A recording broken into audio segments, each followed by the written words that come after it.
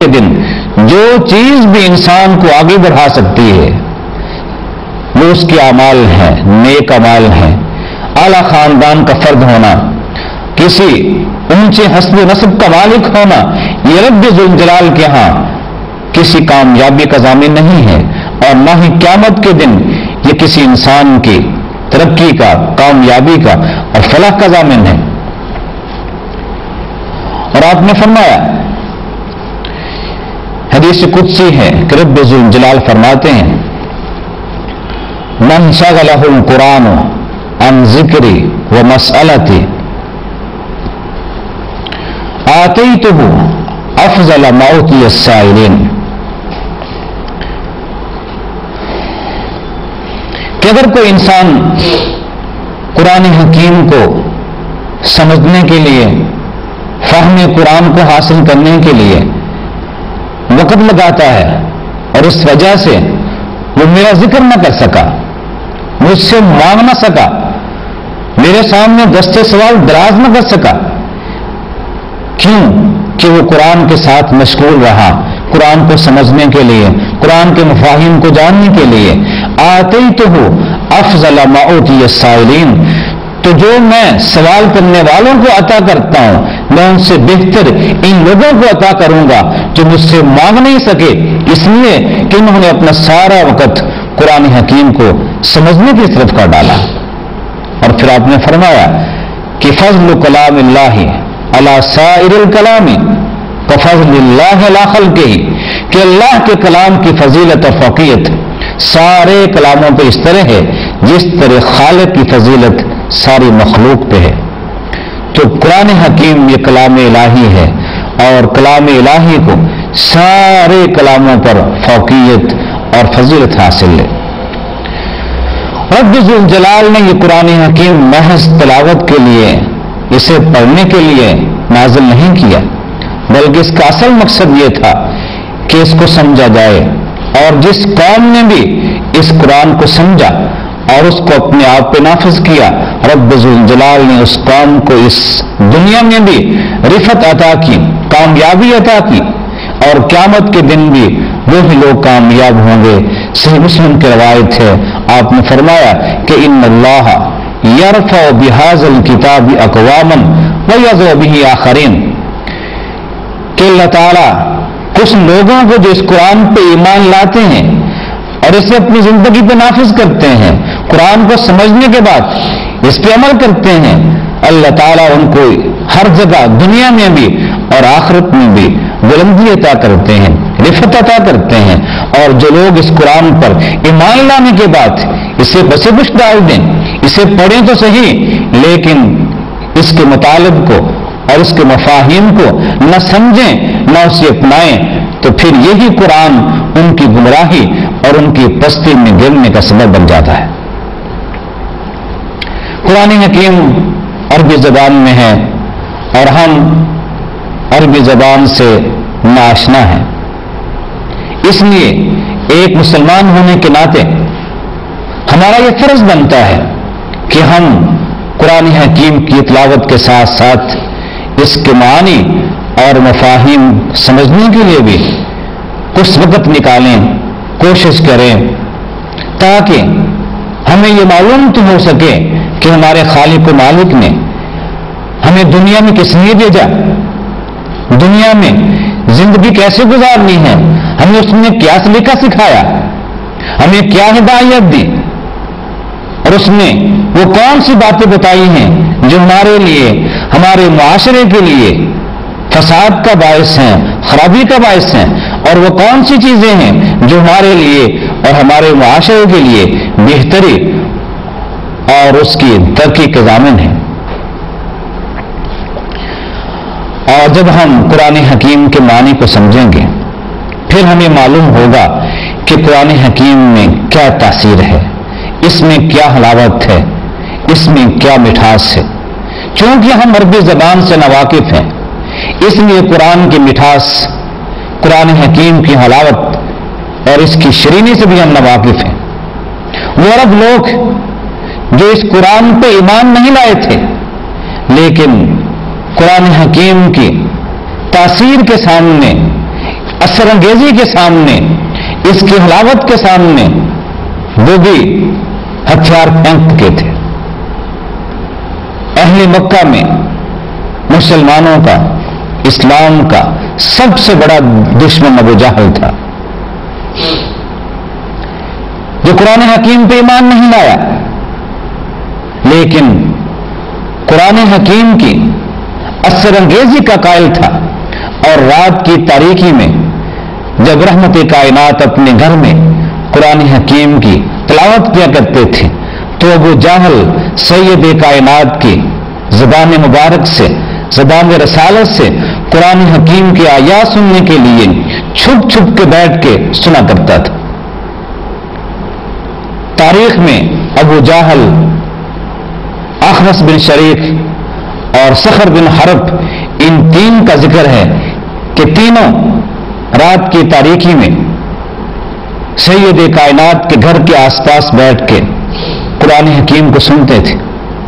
ایک دن یوں ہوا کہ جب فجر کے قریب واپس جانے لگے تو تینوں ایک مقام پہ جمع ہو جاتے ہیں، آپس میں بات کرتے ہیں، کہاں سے آ رہے ہو؟ اس وقت رات کی تاریکی میں، فجر کے ٹائم میں کہاں سے آ رہے ہو؟ جب حقیقت سامنے آئی تو پھر آپس میں عہد کرتے ہیں کہ دن کو تو ہم لوگوں کو روکتے ہیں یہ قرآن نہیں سننا، اس نبی کی بات نہیں سننی ہے، لیکن ہم خود رات کو قرآن سننے کے لیے اس طرح اکٹھے ہو گئے ہیں۔ اگر کسی کو معلوم ہو گیا کہ ہمارا عمل یہ ہے اور ہماری بات یہ ہے تو لوگ ہماری بات نہیں مانیں گے اور سارا کا سارا شہر مسلمان ہو جائے گا۔ عہد کرو کہ آج کے بعد ہم میں سے کوئی شخص بھی ایسا نہیں کرے گا۔ تینوں عہد کرتے ہیں۔ اگلی رات جب پھر سید کائنات کی تلاوت کا وقت آتا ہے، ہر شخص تینوں میں سے بے چین ہو جاتا ہے اور دل میں یہی سوچتا ہے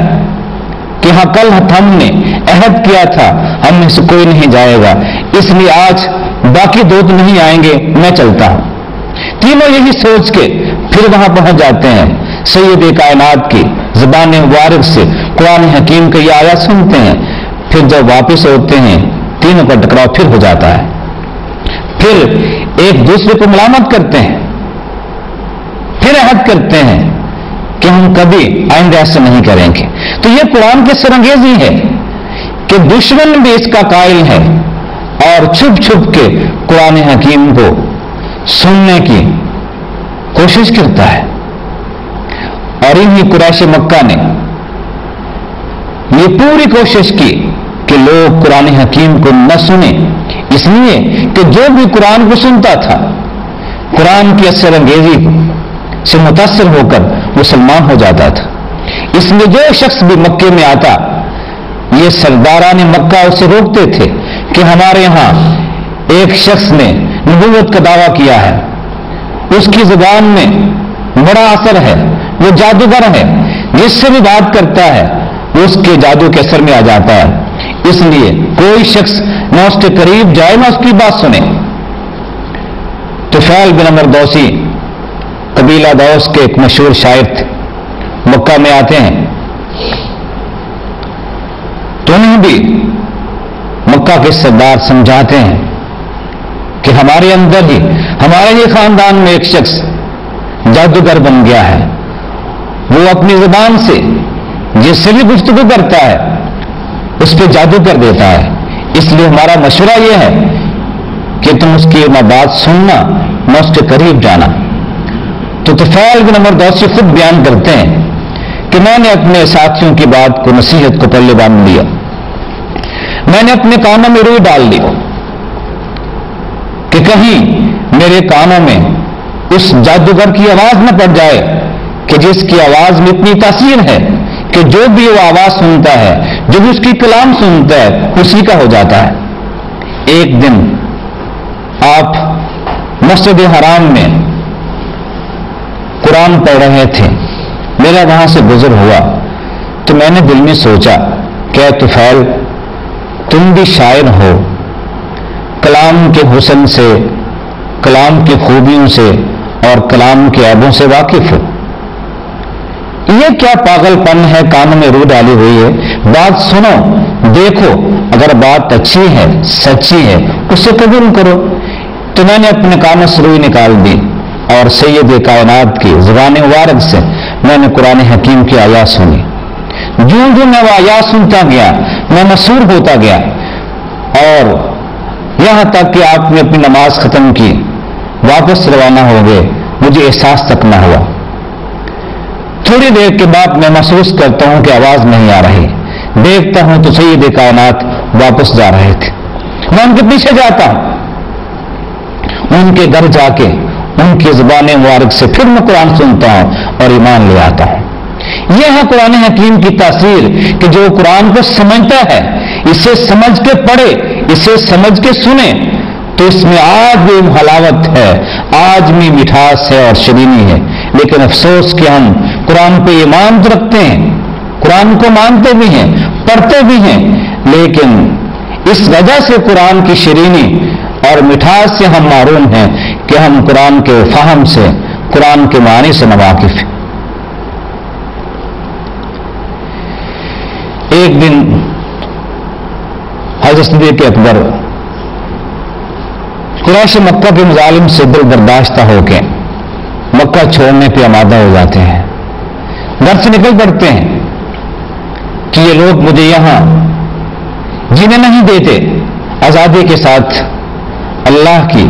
عبادت کرنے نہیں دیتے، میں مکہ چھوڑ کے جا رہا ہوں۔ جب مکہ سے باہر نکلے تو ایک سردار ابن داغنہ وہ آپ سے ملتا ہے، پوچھتا ہے، اے نیا ابا بکر، ابو بکر کہاں جا رہے ہیں؟ تو آپ فرماتے ہیں، اخرجنی قومی، کہ مجھے میری قوم نے نکال دیا ہے، اسیح فی الارض واعبد ربی، میں چاہتا ہوں کہ اللہ کی وسیع زمین میں جاؤں اور اپنے رب کی عبادت کروں۔ صحیح بخاری کی روایت ہے، ابن داغنہ کہتے ہیں، ان مثلک لا یخرج ولا یخرج، کہ ابو بکر تیرے جیسا انسان، تو جن خوبیوں کا، جن اوصاف حمیدہ کا مالک ہے، ایسے انسان کو چاہیے کہ اپنی قوم کو نہ چھوڑے، اور نہ اس کی قوم کے لیے مناسب ہے کہ ان اوصاف کے مالک کو باہر نکالے۔ انک تکسب المعدوم وتصل الرحم وتحمل الکل وتقری الضیف وتعین علی نوائب الحق، اے ابو بکر تیرے اندر یہ خوبیاں ہیں، تو اپنی ذات کے لیے نہیں کماتا، تو ان کے لیے کماتا ہے، ان کے لیے محنت کرتا ہے جو کما نہیں سکتے ہیں، تو لوگوں کے ساتھ رشتوں کا پاس رکھتا ہے، رشتوں کو جوڑتا ہے، تعلقات کو توڑتا ہے۔ وتحمل الکل، اور جو بے سہارا ہے تو ان کا سہارا بنتا ہے، جن کا بوجھ کوئی نہیں اٹھاتا تو ان کا بوجھ اٹھاتا ہے، تو بڑا مہمان نواز ہے، تو لوگوں کی تکالیف اور مسائل میں ان کا ساتھ دیتا ہے۔ ایسے انسان کو چاہیے نہ اپنی قوم کو چھوڑے اور نہ قوم کو چاہیے کہ ایسے انسان کو باہر نکالے، اور میرے ساتھ میں تمہیں اپنی پناہ میں مکے لے کے چلتا ہوں، میری پناہ